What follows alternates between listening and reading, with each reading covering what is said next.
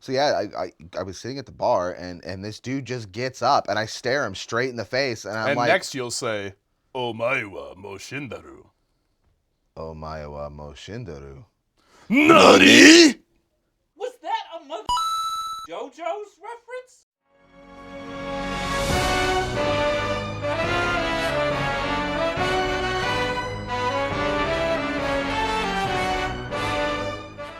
Hello everybody, welcome back to Party Chat. As always, I am Obey the Fist. And I'm Patrox. The subject today is one very near and dear to our hearts. The Japanese role-playing game, or JRPG. Now, Fist, let's just get it out. What is a JRPG? A JRPG is an RPG that's made in Japan. Correct. That's it. That is the only qualifier we are using today. I know that there are a niche select handful of people out there that'll be like, you need certain qualifications. No, if it's an RPG and it was made in Japan, it is a JRPG. And for example, that will be things we talk about today. All things. High school life simulators, reporting games, and even games where you travel around taking people's clothes off. Oh my god, that's right. Yeah, Akiba Strip. Yeah. Yeah, it's far from a monolithic genre. There's a ludicrously sized polyhedron of different flavors of JRPGs. But for those of us here in the States, we kind of get the ones that will do well here. Basically, Final Fantasy. yeah, that's kind of where it started. Dragon Quest. Final Fantasy, Dragon Quest, Persona, Shin Megami Tensei, and then Pokemon for sure. The Brave series is doing well. Brave series is doing fantastic. Octopath Traveler. Octopath Traveler was so good. And honestly, I feel like while we're here already, I feel like the Switch has brought a whole lot of new JRPG to the table and has exposed that to a new genre. Hot take: Animal Crossing is a JRPG. You know, I feel like I could argue against that, but I wouldn't like to. But yeah, absolutely. The Switch being what it is and living in the digital age where it's feasible to bring a title to the Nintendo eShop without having to go through the whole rigmarole of shipping and packaging and finding retailers and, you know, hedging your losses just in case the game doesn't sell. You put that thing in the ones and zeros, flick it into the internet, and suddenly everything after that is gravy. So we've got Gravy, baby. It's gravy, baby. If you were to look on the Nintendo eShop right now, you will see titles that you've never heard of before. I know, because I do it frequently. And the evolution of this genre is really, really crazy. Because if we start, I think it's fair to start at like the first Final Fantasy, right? Sure. Yeah. In terms of, at least here in the States. And that was pretty ahead of its time because you selected your party. It was basically digital D&D. You took a party of 4 adventurers, and then they fought the big bad evil guy. And where that's led us now is this, rather than having these linear character growths, which are fine, like at its core, that's what D&D is, and we love D&D. No. I mean, Us love D&D. Only a lot, but when it comes to JRPGs now, I like it when there's pieces, right? Mm-hmm. Like you've got your squad, and then you develop them and kit them out so that by the end of the game, the team I'm running is going to be wildly different than the team you're running. Pokemon is a fantastic example of this. Dude, I mean, like, even Final Fantasy sometimes is an example of that. Like, okay, let's be honest here. Who did you run in 7? End game. 7, like my first play. Honest to God, hold up. Was your party Cloud, Vincent, Red 13? most of the time. All right. I ran Cloud, Tifa, and Yuffie. I'm unsurprised. Yeah, that absolutely tracks. Even in like Final Fantasy X, that was quite frankly, if you were running that game not with everybody at all times, you were being lazy. I said what I said. By virtue of the The switching out mechanic. system. But who was your starting party? I mean, well, my go-tos, like the heavy hitters were absolutely. It was Tidus, Orin, and Kimari. Those were the guys that went in to get the work done. All right, guess who my starting 3 were? Was it Tidus, Yuna, or Tidus, Riku, and Lulu? Yuna and Riku, actually. Riku. Yeah. Yuna and Riku. The summons. Yuna's summons were too good. Yeah, the summons of Final Fantasy X were amazing. In terms of your like penultimate favorite at the top of your list JRPG. That's Persona. I already know the answer. That's Persona 5. I'm shocked. I'm sorry. I can take the hate as it comes in. I'll filter through the comment section, and I expect a lot of them. But Persona 5 is the greatest JRPG to hit store shelves in a localized version since Final Fantasy VII. Honestly, man, maybe ever, because while it certainly, I don't know that I would call it my favorite, but Persona 5 hit all the notes. Everything about that game was amazing. The visuals, the music, the gameplay, the narrative. The wildest thing about Persona 5 to me is like I was kind of hesitant because there was this whole section where you were going to be in school and like managing your social life, and I was like, I kind of just want to go into dungeons and bash monsters. And before I knew it, I was like, okay, so if I wait till Thursday and it's raining and I can go to the bath and I'll get the extra charm point, and when I get the extra charm point, I can start macking it to Anne, and then after that on Sunday I'll go and I'll eat the burger. I was mapping out my week. Like, I don't map out my day in real life. And I was going to make that joke. I was min-maxing my social life. Yeah, the social aspect of Persona 5 is probably one of my favorites. I think it's cool. I think it's also cool that it is impossible to do everything your first run through. You cannot max out all your confidants your first run through. I mean, I guess you could if you absolutely min-maxed everything. But just playing the game naturally, it's hard. Especially if you're not looking at the guides that tell you what answers are going to get you late or not. Which actually brings up an interesting point, because go ahead and fact check me on this, but I'm pretty sure JRPGs are why we have such a thing as New Game Plus. Yes, I don't disagree. I can't think of any game that had a New Game Plus feature that wasn't a JRPG way back in the day, because it feels real good to finish the game and see that start New Game Plus and you're like, oh, don't mind if I do. And you go back to that first boss that like really made you mad. And you're like, hey, what's up, bro? How's some endgame spells tasting? My favorite part about the Persona 5 New Game Plus was like starting the game, because you basically start the game the same way you start a regular one. So you get Arsene first, and then you have to use Arsene until you can tame a new persona, or not tame, but like align yourself with a new game. Convince one to join you, however that may be. Right. But then once you do that, and you go to the Velvet Room and unlock the fusion, that's when you then unlock the ability to buy your old personas and fuse new ones. And so, like, Morgana literally watched my level, 6 ass just daze out for a minute, because in the game, Joker doesn't go to the Velvet Room. He dazes out. It's in his brain. And then I came back with God. Literal God. Satinel chilling on my shoulder. I got Archangels Michael and Peter on my back. I just blew through that game. I walked up to the first boss and I pissed in his direction and he died. God, I love New Game Plus.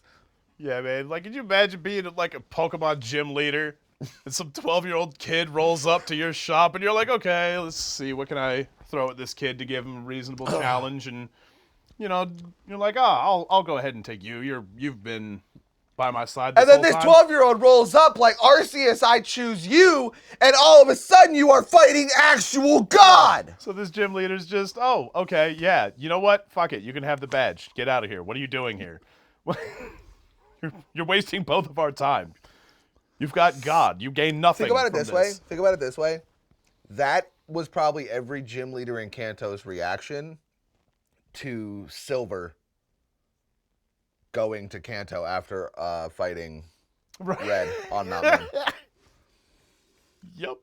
Because by then you had completed the story, so you had Suicune, Entei, Raikou, Lugia, Ho-Oh, and then you just roll up to Kanto and Sabrina's like, look at my Kazam. Your Kadabra. Look at my Kadabra. Yeah. And you were like, Kadabra, let me show you the Pokemon that makes your dreams. Besides, Sabrina was a ghost-type gym leader, and we all know ghost types suck. Hey, so unfortunately, after this episode, this is going to wind up being a solo outfit because as soon as we're done shooting, I have to kill this man. You think ghost types suck so much? I'm going to turn you fucking into one. You ungrateful goddamn shits. I hate that you did that. I hate that you did that because now I'm mad. I'm supposed to be talking about JRPGs for the benefit of YouTube watchers everywhere, and now all I can think about is how badly I want to punch you in the face for besmirching my type. Okay. All right. I'm sorry. I won't say it again. But really, though, JRPGs are great all around. I am a man who, like, I played JRPGs before I got into anime. But since then, I tend to play and choose my JRPGs based on how anime they are. Right? Which is why Persona 5 resonates with me so well, because its cutscenes are literally anime. It's basically a playable anime. It is. It is anime the video game. Games like Final Fantasy do that for me. They give me that anime aesthetic, that anime vibe. Fire Emblem gives me that anime feeling.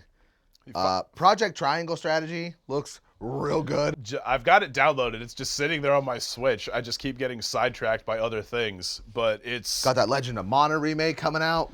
Dude, I could... How much time do we have? Because I'll talk for hours about how Legend of Mana is the greatest game that's ever been made. Ooh, debatable. I mean, I believe that anybody who...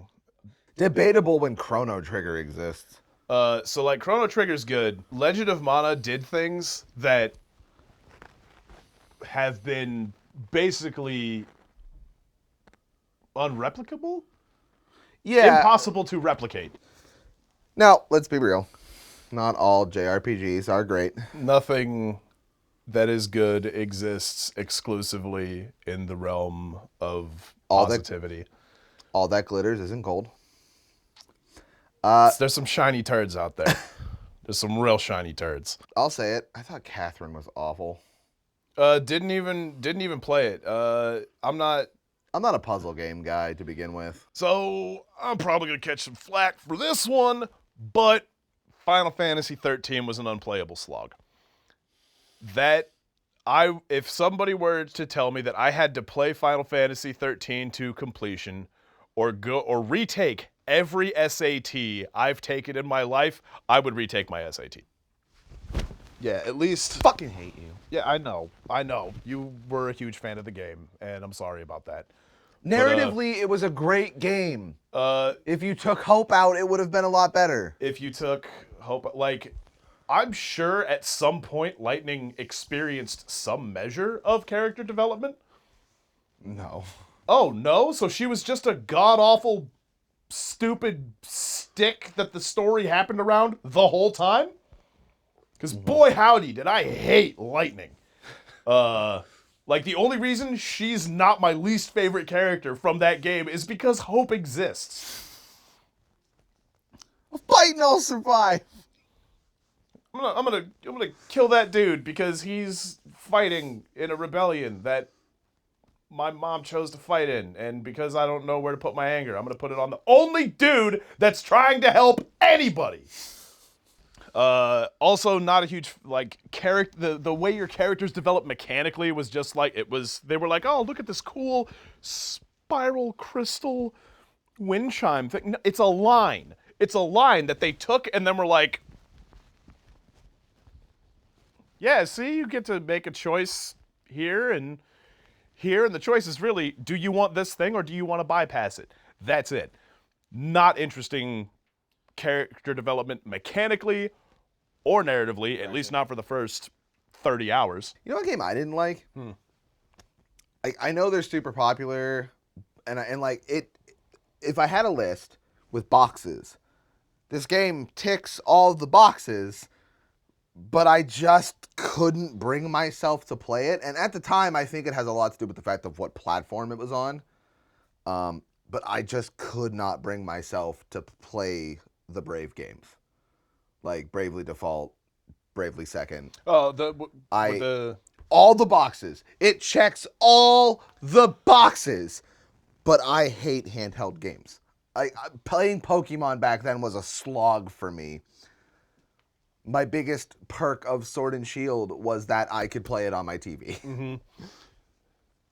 It's weird. There's a couple of games like that they do check the boxes. The World Ends With You. World Ends With You, another one. There's no reason for me to not be super into that game, and somehow it just doesn't. Everything lines up, and then there's just no spark. Getting a Switch port though, which means we can play it on TV, so it may spark now. It may spark joy. Sorry, I'm not a huge fan of Dragon Quest. All right. Checks all the boxes. I understand it's an amazing game. Objectively speaking, it's a masterpiece. I just can't get into it, and I don't know why. Okay, so I loved Dragon Quest XI. I thought brown-haired Android 17 looked aight. I love the fact that Akira Toriyama does all the artwork. I love the games. I think they're great. In fact, Dragon Quest release day is an unofficial holiday in Japan. There are more call-offs from work that a lot of companies just opt to shut down. They're just like, it's cheaper to just plan for there not being anybody working that day. Right. And I like them to an extent. One of the things about the Dragon Quest games I can't stand is the music. I hated the music in Dragon Quest XI. Like, it was just an obnoxious horn the entire time you were in the overworld. And I'm just like, oh my God, please stop. Very immersion breaking. Really just immediately sucked out of that experience. Narratively, I thought it was a good game. Combat was really fun. I'm a sucker for turn-based combat. Always have been, always will be. And when you can add little things to make turn-based combat more fun, like combo skills, I love. You know, it's like, oh, if you have this player in your party, you can do this super dope combo move. Combo skills, ATB gauges, things that like Xenosaga was really good about this.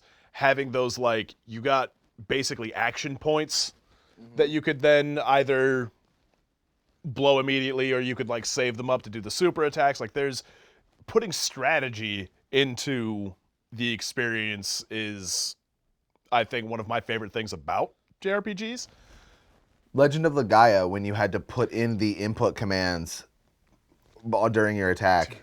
Legend of Legaia, I think, was the first Game is slept on. Yeah, that game is wildly slept on. It's so good. That was the first JRPG that I ever like actually beat. I didn't like. I never beat it. Lose interest. Yeah, dude, like, I didn't lose it. In fact, it was that was the first time I ever experienced the void. You know, when you finally finish something and you're like, oh no, this was such a huge part of my life and now it's over. I've completed it. What do I do now? Oh God, that hit so hard when I beat Persona 5. That hit me so hard. I remember texting my wife and being like, babe, I beat Persona 5. And the woman who hated that game, not because there was anything wrong with the game, she just got really tired of the first 7 seconds of Last Surprise At playing. a certain point, you always see it coming. That's a good one. And she was like, oh, congrats. And I was like, no, I'm sad. And she's like, why? And I'm like, because now I have nothing to do. I got to agree with you on that Dragon Quest thing, though. I'm not a huge fan of that series or anthology as a whole. Honestly, It's I feel okay. I respect it. It's like the Beatles. it's the Beatles, dude. I acknowledge its greatness. I respect it for what it is, but it's not for me. I mean, dude, there are so many fish of all different shapes, sizes, and colors in the ocean that is JRPGs. There is a game for every person and a person for every game. And speaking of, why don't you tell us your favorite JRPG? And your least favorites. Start fighting about it in the comments. Get vicious with each other. Just really let each other have it. Also, let that like and subscribe button have it. And remember, kids, if you play ghost types, you're bad.